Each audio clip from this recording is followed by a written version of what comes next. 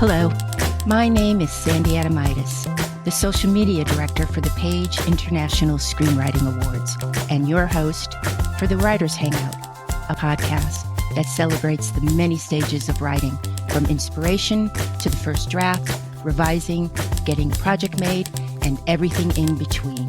We'll talk to the best and the brightest in the entertainment industry and create a space where you can hang out, learn from the pros, and have fun. We're rolling. Hi, I'm Sandy Adamitis. Hi, I'm Terry Sampson. Terry, how was your week? It was great. How about yourself? Pretty good. I got to go to a book signing of my friend Darlene Chan. Her son, Enzo De Palma, wrote a graphic novel entitled Manhattan Manhunt. Oh. And I went to his graphic novel book signing. Terry, I didn't know you could be so proud of another person's child. I didn't know that existed. There's no laws against it. I checked it. It's just fine to do that. Good, thank you. I'm just so proud of Enzo. He did a great job, and it's on Amazon. So if any of you are a fan of graphic novels, go check it out. Did you say the name of it? Manhattan Manhunt by Enzo De Palma. Fantastic. Today, I'm going to tell you about the life and death of Al Adamson, a horror film director and writer who was killed in 1995 and died in such a gruesome manner that his death could have been a scene from one of his movies. Ooh. Yeah, continuing with Scary Month. Spooky, scary month of October. Albert Victor Adamson Jr. was born in Hollywood, California on July 15th, 1929. His parents were silent film stars Victor Adamson, known as Denver Dixon, and Dolores Booth. I love those names. Denver Dixon and Dolores Booth. Denver Dixon not only starred in many silent westerns, he also directed them. Al wanted to sing and dance on stage, the son, Al, but he had no rhythm, and so he decided to follow his father's footsteps and be an actor. It was all laid out for him, wasn't it? You know, parents in silent films, born in Hollywood, California. He was destined to be a Sitting director and writer, and sometimes actor. Dad, Denver, put Al in his film Halfway to Hell, but Dixon ended up walking off the movie halfway through. Ironically. Yeah, and Al took over the role as director. The movie wasn't a success, but Al liked directing and writing, and he never looked back. Oh. Al's way of filmmaking during the 60s and 70s was simple. He found people willing to work for next to nothing. A group of men who would become his friends, confidants, and brothers. These men would not only produce, build sets, help write the movies, dig ditches, put up lights. They would get in front of the camera and act. He used the same crew over and over, and they felt like one big family.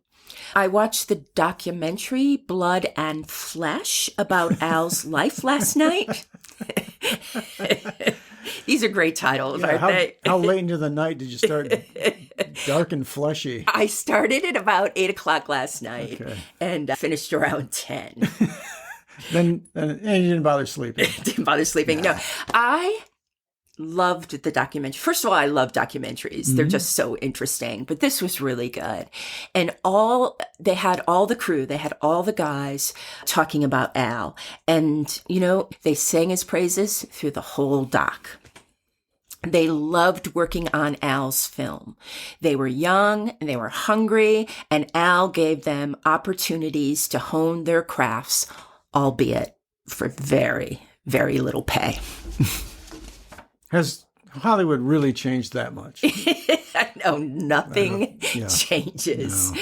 Al worked on the fringes of Hollywood during the golden age of drive-ins and grindhouse films that were shown at theaters. You know what grindhouse No, that's new to me. What's a Yeah, grindhouse? it's a term also used for the theater that showed mainly low budget horror, splatter, exploitation films for adults. So you would see it on 42nd Street, kind of in the cities. You'd see these, maybe they'd been named Pussycat, the theater, Right. and grindhouse films, they were called. And, of course, drive-ins. Are there drive-in? I hear there's a drive-in in the Valley. Have you ever been to I think it? there's one left. Yes, I've been to all of them. They've slowly disappeared. But when I have a daughter, and when she was a bambino, that was one of the things we like to do. Absolutely. Yeah. Pile into the old car. If it's a station wagon, So much the better. so much the better. Yes. And Madeline would fall asleep, and then, like a true trooper, go to sleep, and then we could even comment between my wife and I could comment about the movie, and we were out. It's nice. Cool. And was she in her pajamas? Oh, yeah. Yeah, that's what you do. The kids get dressed in their pajamas. Oh, yeah. Bring the pillows. Get in the back seat. Blankets. Absolutely. Sure. Yeah. Absolutely. Yeah. It's a driving bedroom. Now, the owners of these theaters didn't watch the films before they booked them. They basically booked them on the titles. Hence, Hell's Bloody Devils and Bloods of Dracula's Castle tended to be the titles. That would be an odd conversation on the phone. We'll take Bloody Devils for 2 weeks, and then we're going to have something a little bit lighter. What else you got? Well, we got Death and Death Again. Oh, okay. Son, that sounds good. Maybe we'll just keep that a week. Nice. Perfect. Another thing that Al did, which was so brilliant and is still used today, Al used to use actors who were once big names but were at the end of their career. Sure. It was said Hollywood threw away these actors and Al scooped them up.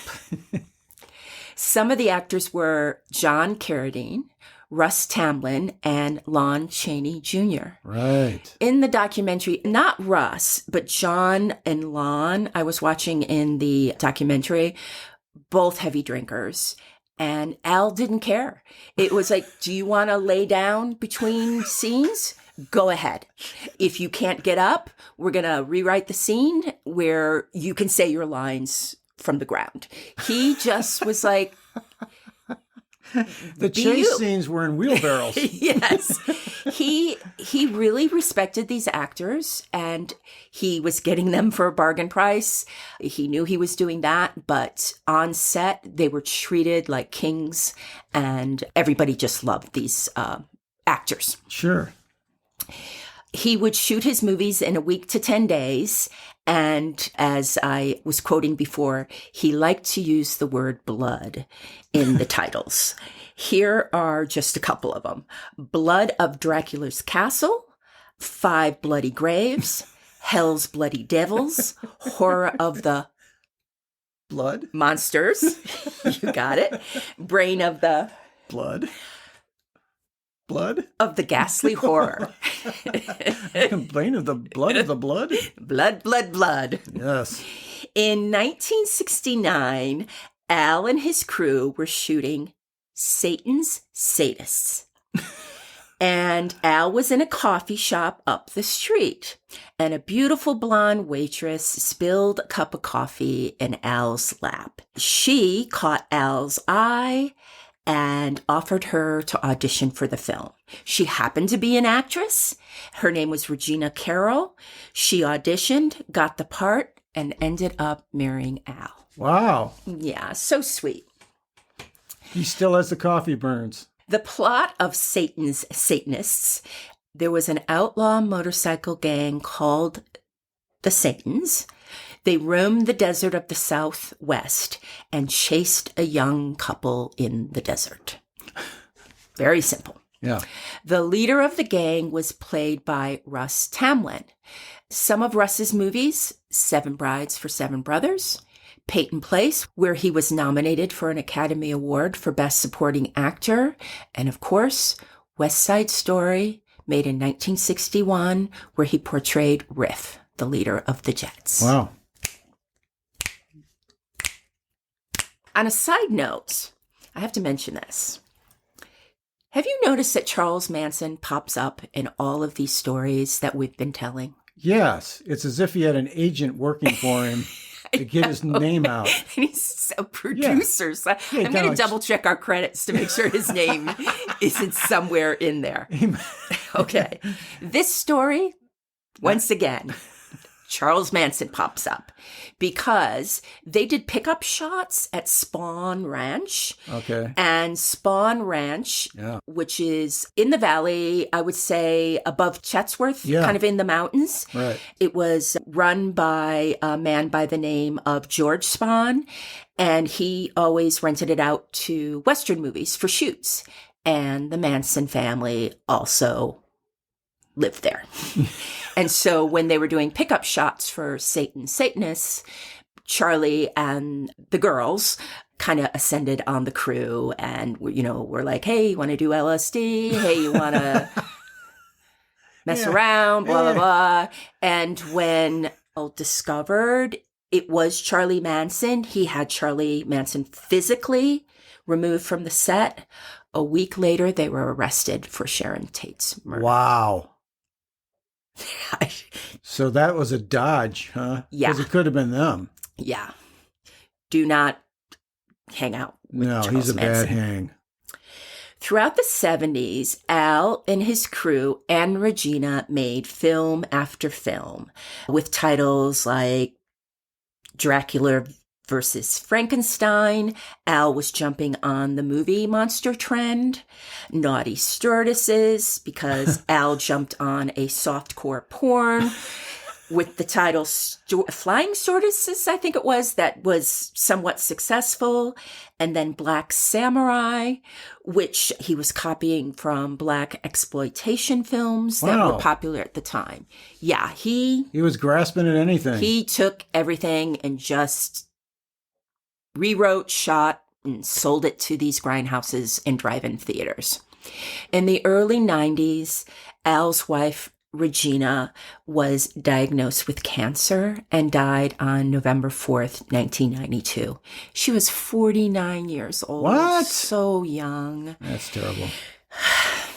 Without Regina, Al was a broken man, and he basically gave up.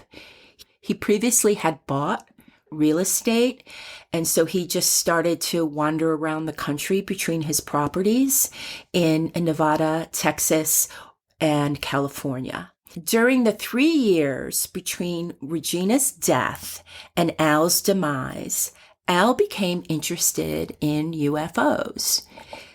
That kind of makes sense to me, because if he's in the desert a lot in Nevada and California. Sun beating down on him. I didn't think Crazy ideas coming in. I didn't think of that part, but you're right. Super hot. I was thinking of it in terms of that's where UFOs show up. Yeah, that's where they go. You were thinking it more of in the I need some reality. water, day 2. Exactly. Okay. Al started off as a non-believer when he got interested in UFOs, and he wanted to make a UFO documentary drama. He met and cast Stevie Ashlock, a young woman who resembled Regina, to be the lead. One afternoon at their home in Las Vegas, Stevie heard a random knock on their front door. She opened it, and there stood a man. His name was Fred Fulford. Okay. She got a bad feeling right away. Kind of chills. She got scared, and she slammed the door right in his face. Al happened to be walking down the stairs at the time, and he saw what happened, and he chided Stevie and said, "Don't be so rude." He opened up the door to Fred, asked him what he wanted. Fred said that he was a contractor and that he would do any work on Fred's house that it needed on the cheap. Oh, fell in love. Exactly. Yeah. Al hired him on the spot. After a couple of months, Stevie began to notice Fred started wearing his hair just like Al. Al wore it just completely combed back. Oh. Who is that guy from the Lakers who was the coach? Oh, yeah, Everybody the coach. Yeah. was really famous. Yeah. Unfortunately, his name's not going to come to mind. But that was it was all combed back hard. It was all combed back, yes. Hard and kind of greased. Yes, exactly like that. Yeah. Then Fred started to buy and wear the exact same designer shirts by Pierre Cardin, who was very popular back then, that Al wore. Yeah, that's getting creepy now. Stevie pointed this out to Al, that he's starting to look exactly like you. And Al, once again, chided her and said, Stevie, you're doing that woman thing. Yeah. We're paying almost nothing to get the pipes redone. Just relax. Just you and your womanly instinct. Step back. Stevie figured out Fred was using one of their credit cards and told Al. Instead of firing Fred, Al sent Fred to his home in Indio, California, saying, it's in the middle of nowhere. What kind of trouble could Fred get there? I don't know. He either had the biggest heart of gold, didn't like to fire anyone, or Fred was working really cheap. Yeah, I also think that there's a feeling that you're either blessed with or not. Mm-hmm. And you need to follow it. I think it's a gift. Because her instinct? Instinct. Yeah. I really feel like I have that with people pretty well. My batting average is awfully high. I'm not perfect with that. Mm-hmm. But what did you think of me when you first met me? Do you remember? I would laugh. I remember. We laughed. Yeah. No, we met by going to a yearly Super Bowl game at our friend Kathy's house. The big distinctive point was you came in and then got seated for the game. And I don't remember what you said, but the first thing out of your mouth was really funny. Really funny. I started laughing. Well, everyone laughed, but I kept howling. And frankly, I expected that, from now on. Really. So. And it's been a friendship ever since. There have been laughs every day since. Home in Indio, California. For the listeners, Indio is about, what would you say, Terry, about 150 miles southwest of Los Angeles? That sounds about Palm right. Springs, right? Yeah. Yeah, when you started with 100, I thought you were going into the temperature, average temperature. But yes, it's both those things. What do you think the average temperature in Indio is? It's got to be, like during the summer, 112 would be the average. Yeah. Now, in Al's home in Indio, Guadalupe Garcia and her husband ran the place. Al ran into the couple one day and they were looking for a place to park their trailer. And Al said, park it on my property. I'm not always there. You do some housekeeping. Your husband can do some maintenance and you're free to park your trailer on my property for as long as you like. Guadalupe said Al treated them like family. Stevie and Al fought over Fred, and Al took off to stay in Indio with Fred. If I was Stevie, I would have been so upset. This was in about 1995. And one day, Stevie got a phone call. One of the workers at the Indio place said that Fred was taking the supplies that Al would purchase. He'd take some of them and bring them back to the store with the receipt and get the refund and keep the cash. Stevie told Al.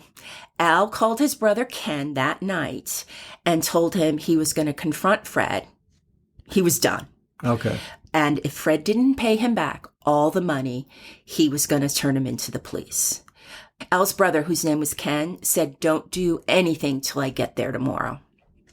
Next day, Ken shows up, no Al. Fred tells him that Al left and is out looking at some cars. Ken was surprised. You're laughing. Well, it's 112. He's going to go look at cars. He's looking at cars all right from the bottom of the earth up. Keep going. Ken was surprised, after all, Al already had 4 cars parked in the driveway, and it took him 2 hours to get to Indio, and he just didn't know what to do. So he turned around and started to go back home. Halfway there, he pulled over and called the house again. Fred said Al was still out. Guadalupe noticed over the next few days, Fred was wearing Al's shirt. Guadalupe asked Fred, "Why are you wearing my boss's shirt?" Fred said, "Al gave it to me." Soon, Fred was wearing pretty much all of Al's clothes, head to toe. Next, Fred started driving his cars. Sure. Then one day, he removed the jacuzzi that was built in ground in the bottom level of Al's house. Just removed it. The next day, Guadalupe woke up to the sounds of a cement mixer pouring concrete in Al's house. Dun, dun, dun. Fred changed all the locks and wouldn't let Guadalupe into the house, not even to feed Al's dogs.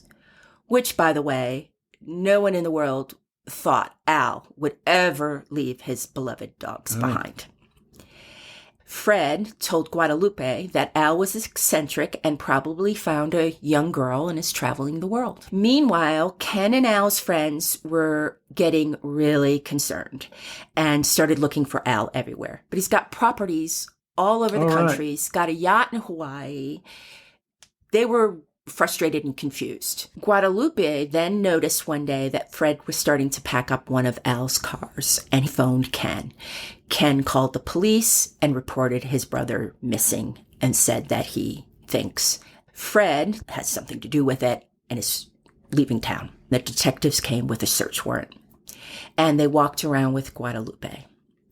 She noticed in Fred's room there was a different mattress on the bed that was there before. When they go up to Al's room, Guadalupe begins to shake. The mattress from downstairs is on the bed.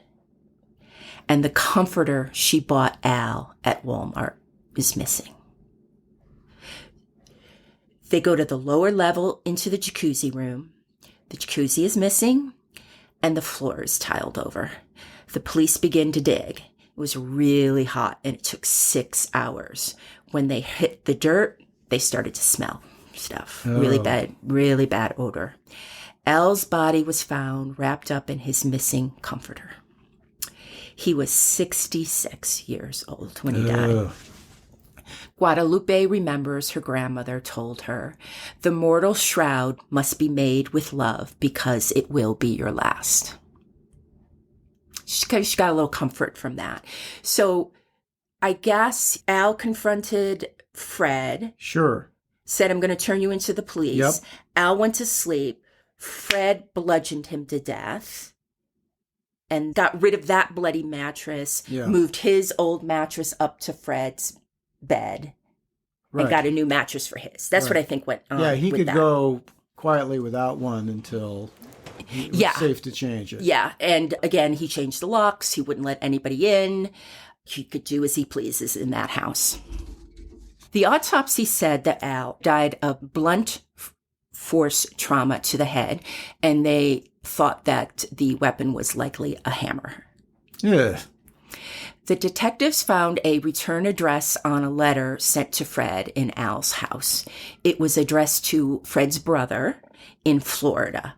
The detectives went to Florida to arrest Fred. Fred said he was innocent. He was on vacation visiting his mother. He was going to return to India. What's all the fuss? Yeah. Fred claimed Al told him if he fixed up the house, Fred would sell it and give Al half the profits. And Fred complained that he was getting ripped off by Al all the time because Fred would buy supplies and Al would never reimburse him. Sure. All BS. Mm-hmm. It took years to happen, but after a 6-week trial, a jury took them less than 2 hours to find Fred Fulford guilty of murder in November of 1999. He was handed down a 25 years to life sentence in prison and is detained in the California Healthcare Facility in Stockton. Fred became eligible for parole in early 2016, but he was denied, and Fred will have another parole hearing in June 2024. Well, not now. Not after this podcast. Not after this podcast, Can be young lady. bad news for Fred. Fred, keep it on the down low. Yeah. Even in death, Al's life is weird. And I'm not just talking about the way he died. Mm-hmm. Remember I told you that he was getting into UFOs and he was a non-believer? Right. During the time when he was shooting the doc, he had a meeting. And when he came back from the meeting, Stevie said he was different. Stevie said that he met with someone, Al told her, who was half human and half alien. And now he's a believer. He saw the proof. What part of the country was he in at that time? He was in Las Vegas. Oh, that makes sense. There's now a conspiracy theory that Fred did not kill Al. Because why didn't Fred bury Al out in the desert where his body could possibly never be found? That's an excellent question. There are about 3 hours of unedited film Al shot. Did aliens kill Al to keep their secret that they exist amongst us? No matter what, Al was a creative who made his own way in life. His brother Ken says, "He was good. My brother was good." Do you think aliens killed Well, Al? What I think is, I always feel like if an alien's going to, come to Earth, they really don't know any of the socialization rules that we have. Like even So you're the Earth girls are easy frame of mind. The aliens don't know anything, and they come here to learn. right, but Third rock from the sun. yeah, I think it'd be tough to figure it out early, maybe from telescoping in on stuff. Mm-hmm. A lot of top of the heads kind of looking things. Yeah. I think that they'd get there if they felt like for some reason this guy needed to be killed. Right. I think they would just do it and walk away. Yeah. Yeah. Because they said none of this repercussion is going to bother us. If things get heated, we'll take the craft and blow town. Yeah. I didn't notice in the documentary, all his buddies kind of winked at the camera and said, who knows about the UFO? And that they brought up the fact that footage was filmed. I think they all kind of were thinking, hey, let's do this one more time. Let's put this out there in the world. Maybe we'll get to make a movie about Al and the aliens with this footage. And Al would love that. I think they did it with Al in mind, but they're pushing the rumor. So maybe they can make a movie out of the whole scenario is my theory. That sounds very likable. Cool. That's a wrap for the Writers Hangout. Thanks so much for listening. If you enjoyed the show, please subscribe, like, and thrive. Till we get to hang out again, keep writing. The world needs your stories. The Writers Hangout is sponsored by the Page International Screenwriting Awards. Executive producer, Kristen O'Verne. Producers, Terry Sampson and Sandy Adamitis. Music by Ethan Stoller.